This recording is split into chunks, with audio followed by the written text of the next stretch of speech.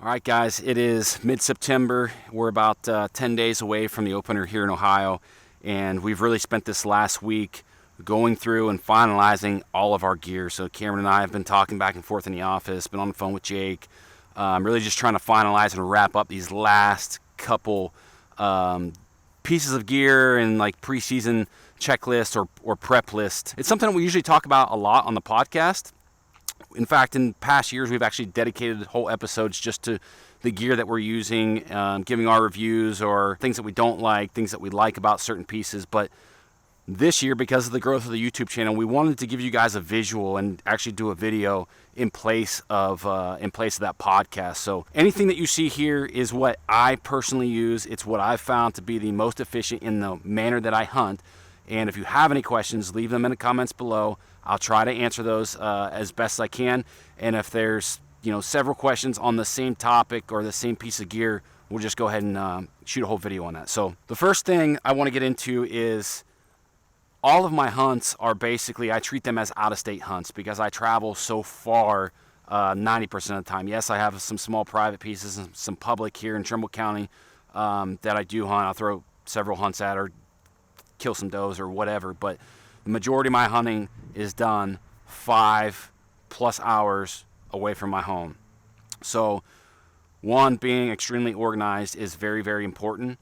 And two, I have to carry basically any piece of gear I think I'm going to need, or there's a possibility I may need it. It's in the bed of my truck at all times. So from the opener to the close, my truck is completely packed full of gear. It's full of totes. There's stuff in my back seat. And on that note, let's get started. So on the organization system that I've came up with, I basically use several totes. I keep all of my gear and miscellaneous stuff as well as my bow in this Bronc box. This is typically going to be in the back of my truck here. So when I pop this open, I have obviously storage for my bow, storage for my arrows. That stuff's always in there. While we're talking about that, I'm still shooting a Halon 6. Thing's 4 or 5 years old, but I love it. 70-pound bow, 30.5-inch draw. Shooting day 6 arrows, 300 spine arrows. And this year, I've made a switch on broadhead. So I switched, and I'm pretty excited that I chose these Afflictor K2 fixed broadheads. They fly great performance. They're super, super quiet, which I was actually surprised. So super pumped to be using these this year, and I'm excited to see what they're going to do on the first deer I shoot with them. So that's my bow setup. And again, that just goes on top of my Bronc box, strapped in, and my arrows go up top. So this is what I call my day tote. Anything that I'm hunting with, at that current time is going in this tote. And this is just a Husky, 75-gallon tote. It locks down really good, weather tight, don't have any issues with that. So any of my early season stuff, when I start here on the 26th with the Ohio opener, all my early season garments, gloves, socks, base layers, any of my early season stuff is going in this tote. And at the end of a hunt, when I get undressed, my saddle goes in here. Any of the clothes that I have on are typically going in here. And then that way every morning I'm not really searching for individual pieces or garments and know exactly where they are. So that basically covers my clothing. I do want to touch on a couple things that we do get a lot of questions on, and that seems to be packs, climbing setups, and stands or saddles. It seems to be a really, really, really hot topic. So let's just jump on packs real quick. So I have 2 different packs that I use in the whitetail woods, and I use them for 2 completely different reasons or 2 completely different applications. I have this KUIU 1850 pack. I think it's an Icon Pro. I have this set up for solely scouting. For the last couple years, I did use this as a tree stand pack, and I absolutely hated it when I was hunting in the stand. The zippers are really noisy, material's really noisy, There's no structure to it. Just a lot of buckles, a lot of different straps clanking around. You know, typically I'm running this when I'm scouting. I'll load up trail cameras or whatever and take off and do 8, 9, 10 miles in a day. I'm really excited about this new Sitka tool belt. Cameron ordered one of these when they first came out. It got to the office, and as soon as I opened his box, or as soon as he opened his box and we got to take a look at it, I ordered one about 10 minutes later, and I actually just opened this right before we shot this video. So it's been sitting in my garage for a couple months. But this is basically going to allow me to wear this in with a saddle, and everything that I will need for an all-day sit will be in this pack. So I'll have all my camera gear in here, any food or drinks, anything like that will be packed in here. And these dump pouches are going to come in super handy, because it's going to take away or allow me to eliminate some of the dump pouches I have set up on my saddle, which I'll show you guys in a minute. But I feel like this little pack is going to be the biggest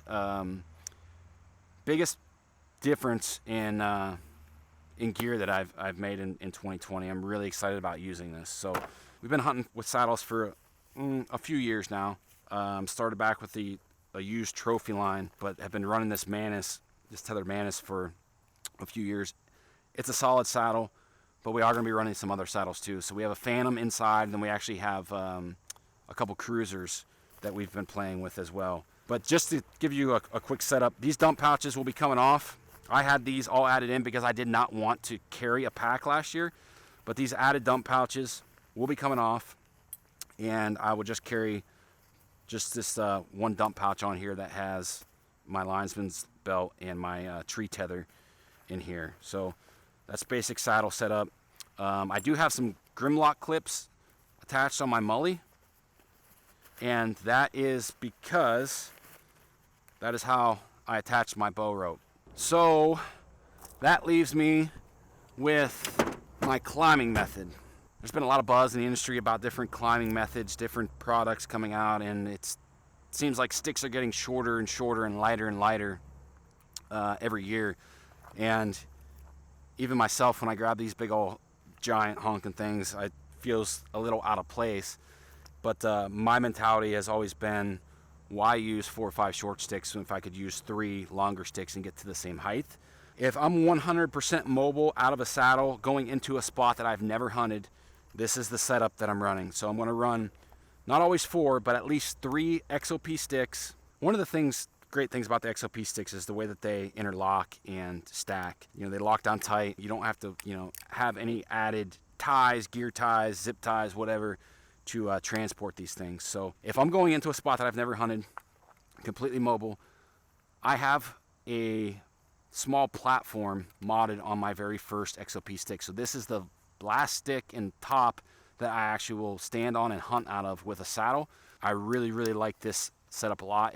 I don't think it's great for, if you're there all day, but typically I'm bouncing around and moving a lot, so I'm only sitting in that saddle on this setup for a few hours before I move. But so in this setup, I can get up the tree in one shot, which I know there's a lot of guys trying to do that. And what I've come up with, I have a daisy chained bungee cord. Real quick, I'm going to show you guys how I'm actually carrying these things in. This sling, this daisy chained bungee cord that I'm using as a sling, is only attached to my very first stick. So just my last stick that I'm hanging, that's the only place where it's physically attached anywhere on here. So basically what I'm doing is I'm looping this over my shoulder and carrying my sticks in like this. And as I'm at the tree, I will take my first stick off.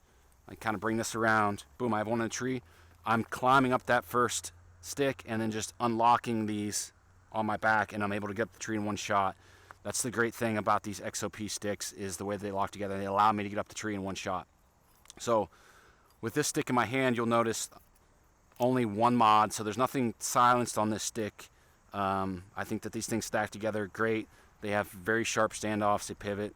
Super happy with these outside of the weight, but they are modded out with 8mm rope.